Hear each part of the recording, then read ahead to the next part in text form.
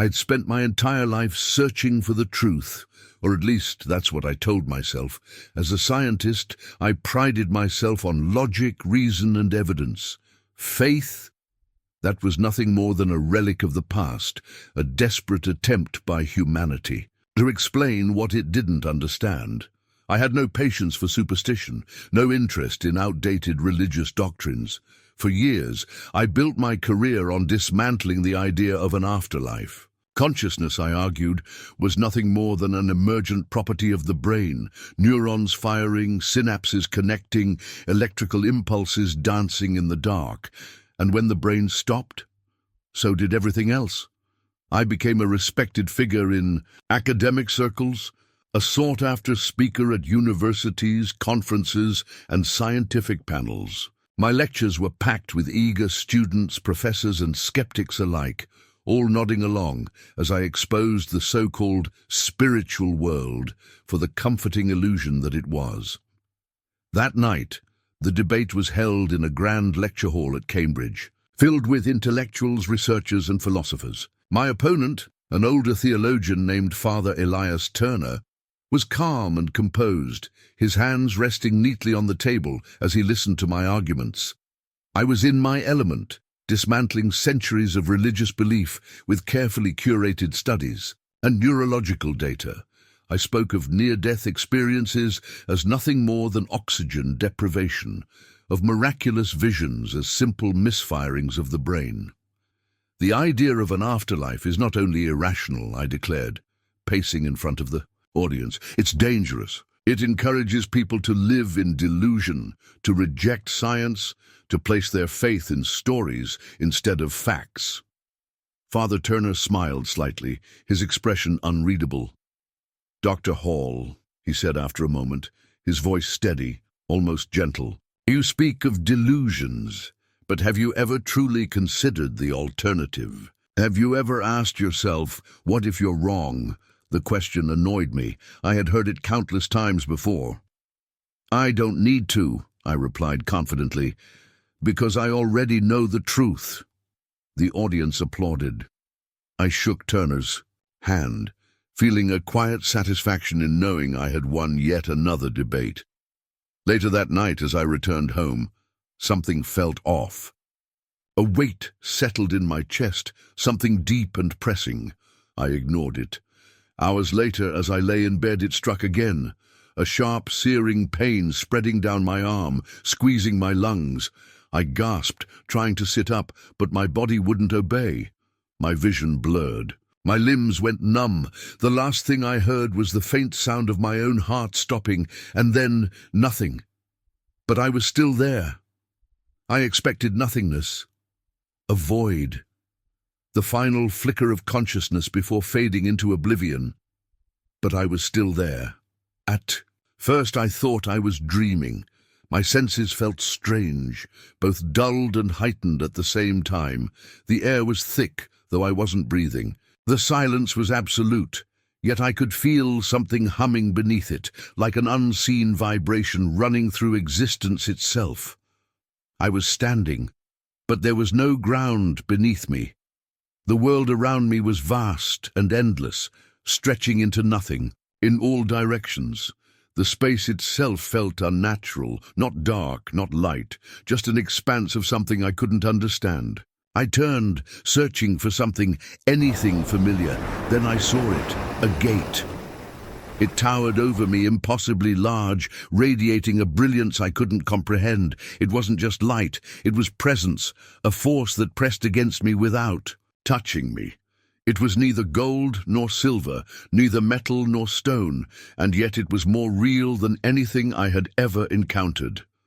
A deep instinct rose in me, something primal, something I had long buried beneath logic and reason. I knew where I was.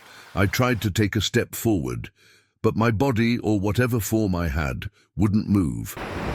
That's when I felt it, a presence behind me. It wasn't human. I knew that instantly. It wasn't like the people I had debated or the scholars I had argued with. It was more. Slowly I turned, and I saw him. The figure stood a short distance away, clothed in something that shifted like liquid light, neither fabric nor energy. His face was impossible to describe. Every time I focused, it was both blindingly brilliant and yet somehow concealed. But his eyes saw through me. They didn't just observe, they understood. Then he spoke. Richard Hall. His voice wasn't sound. It resonated through everything, reverberating in my chest, my mind, my very being. I tried to respond, but no words came. My throat, if I even had one, wouldn't work. The figure took a step closer, and the weight of his presence was overwhelming. Not oppressive, not cruel, just absolute. "You have denied the truth your entire life," he said, his tone calm but unyielding. "Now you will see." I felt something shift, a force, unseen yet undeniable, pulling me away from the gate. "No!" The word tore from my lips. "Wait, I don't—" But it was too late. The gate, the light, the presence vanished, and suddenly I was falling. Fell, but there was no wind, no rush of air, no sense of movement, only the overwhelming sensation of being pulled downward, as if existence itself was dragging me away from what I had just seen. The light was gone, the presence was gone. And then, so was everything else. I crashed into something that wasn't solid, but still stopped my fall. The impact sent a tremor through my being, but there was no pain. No injury, only a deep, suffocating heaviness settling over me like a thick fog. I pushed myself up, but there was no ground beneath my hands. No floor, no walls, no sky. Just a vast, endless void stretching into eternity.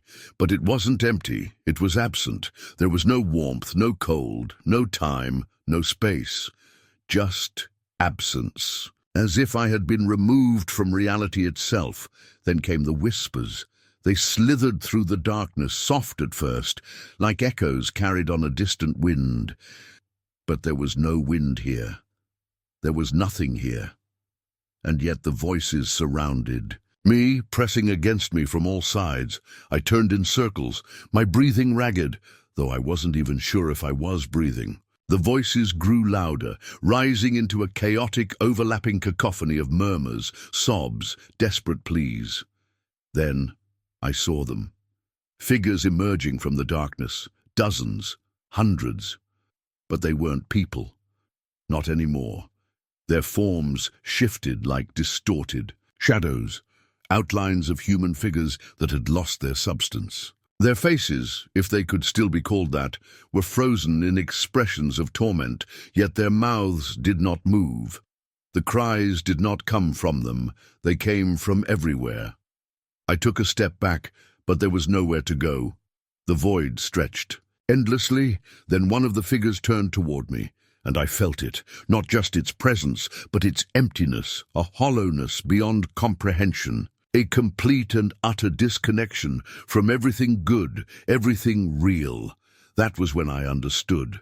This wasn't fire and brimstone. This was something much worse. I had always imagined hell as a place of suffering, flames, torment, demons with pitchforks. A fairy tale, a relic of ancient superstition. But this was the absence of God. I had spent my life denying him, rejecting him, claiming he wasn't real. And now I was in a place where he truly wasn't. It was unbearable. I opened my mouth to scream, but no sound came. I tried to run, but there was nowhere to go. The shadows moved, shifting toward me, their forms flickering like dying embers. I knew them, not their names, not their lives, but I knew them. They had been like me, certain, arrogant, confident that there was nothing beyond death, and now they were nothing. The whispers turned to growls, the darkness thickened. Then something else moved, not a shadow, not a soul, something far worse, a presence deeper than the void itself, something that had been watching me since the moment I arrived. I turned slowly, my entire being trembling, and I saw it. I couldn't describe it. Not fully. It was not a beast, not a man, not anything that should exist. It was simply despair. A form made of pure darkness, shifting, twisting, but always there, always present. It didn't speak with words. It didn't need to. I understood. I had spent my life believing that I was in control, that I had the answers. But I had been nothing more than a fool. A blind man leading others into the same abyss I had willingly stepped into. And now I was. In its grasp, I felt something coil around me. Not hands, not claws, but something deeper. Something that wasn't touching my body but my soul, and it began to pull. No, I thrashed, I fought, but it was useless. The shadows, the whispers, the empty figures, they were all watching, as if they had seen this countless times before. I was. Disappearing, not dying, not being destroyed, being erased, and then a light brighter than anything I had ever seen. It ripped through the darkness, sending the shadows recoiling, sending the presence itself retreating. The void trembled, the whispers screamed, and then I heard the voice. It wasn't loud, it wasn't forceful, but it carried all authority. Enough, and just like that, I was ripped away. I was weightless again, but this time I wasn't falling. I was being pulled upward. The darkness shrank away beneath me, twisting and writhing like something alive. I could still hear the echoes of the whispers, the desperate cries of the lost, but they were growing distant, fading into nothing. The presence that had nearly consumed me didn't fight back. It couldn't, because the light had come. It wasn't just bright, it was absolute. It didn't just illuminate, it defined everything around it. It wasn't fire or energy, but something far greater. It was a force, a presence, something so overwhelmingly real that I felt it more than I could see it. I tried to look at it directly, but I couldn't. Not because it hurt, but because I wasn't worthy. I felt small.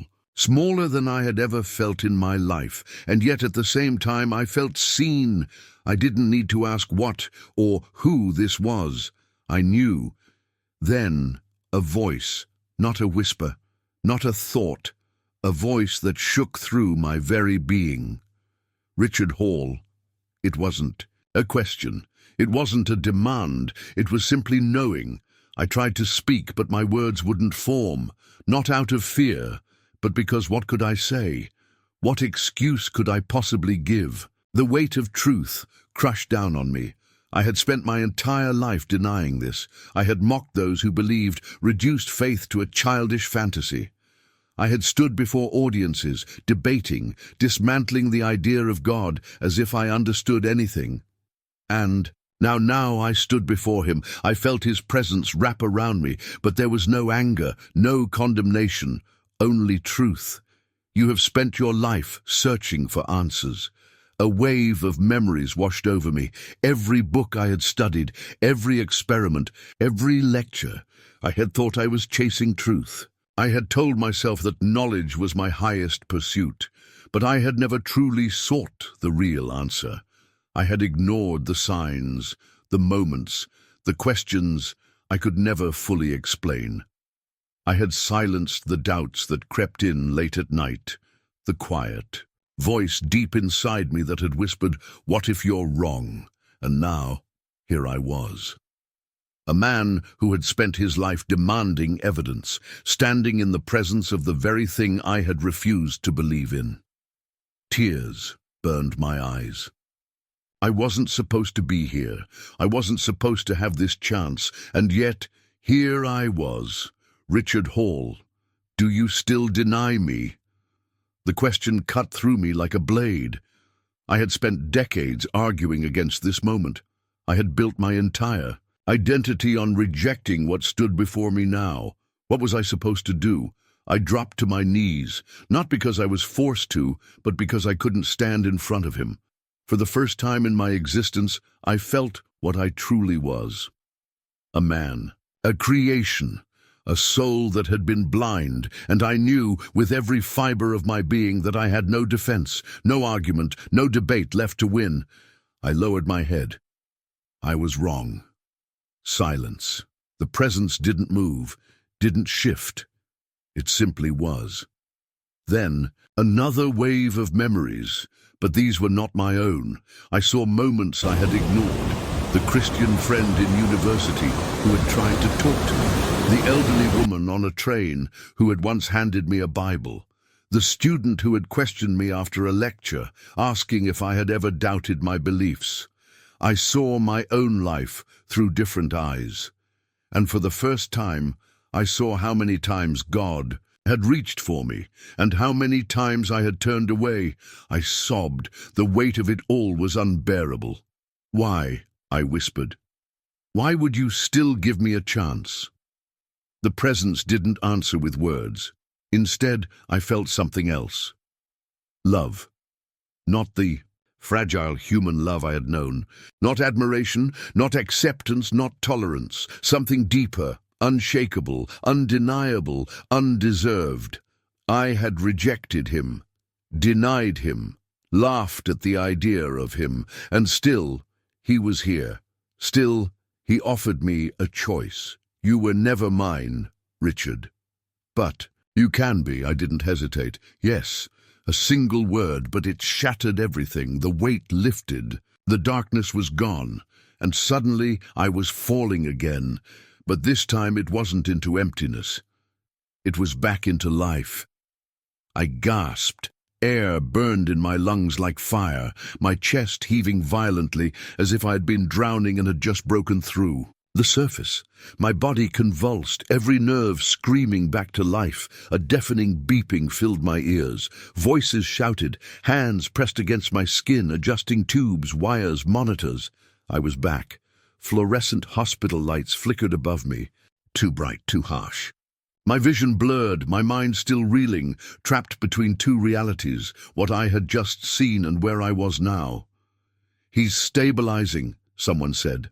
A nurse leaned over me, her eyes wide in disbelief. "We lost you for almost 4 minutes." 4 minutes. It had felt like eternity. I tried to speak, but my throat was raw, like I had been screaming. Maybe I had. Maybe I still was, somewhere beyond this world. The doctors spoke in medical jargon, discussing my vitals, my condition, but none of it mattered. None of it. Because I remembered everything. The light, the presence, the truth, and the darkness that had nearly consumed me. I had spent my entire life believing that death was the end, that there was no soul, no afterlife, no judgment. But I had stood before it. I had seen what waited on the other side. I had been given a second chance. But why? Why me of all people? Guilt sank deep into my bones, heavier than my own body. I had mocked believers, led countless others into doubt. I had convinced people to reject the very thing that had just saved me. The weight of it was unbearable. Squeezed my eyes shut, hoping for silence. But there was none, because I wasn't alone. I could still feel them, the shadows from before, lingering at the edges of my mind. They were distant now, weaker, but they hadn't left. They knew.